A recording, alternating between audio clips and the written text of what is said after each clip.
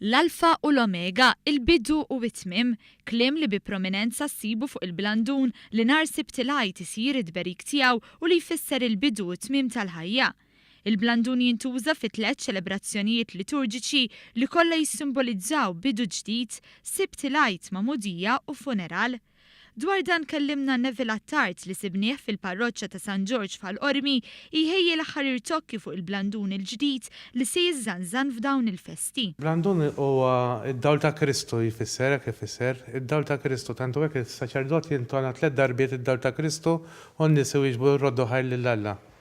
U tkun il-funzjoni tiegħu Sibt il-Għid. Aħna li nemmnu fi Kristu, nemmnu li Kristu huwa d-dawl tagħna.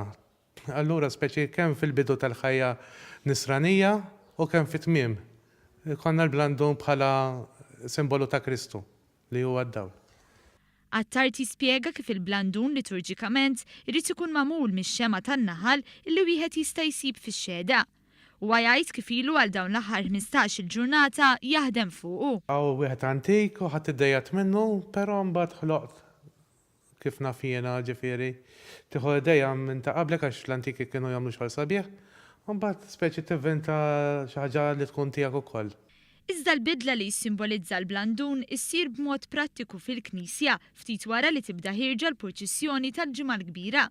Intant din is-sena l-parroċċa ta' Ħall-Qormi se tkun qed iżżanżan ukoll altar tar-ripożizzjoni jew aħjar kif inhu magħruf sepulkru ġdid. Dan minn wieħed ftit jew wisq sempliċi għal wieħed aktar dominanti u mtarraġ kif naraw f'diversi knejjes oħra.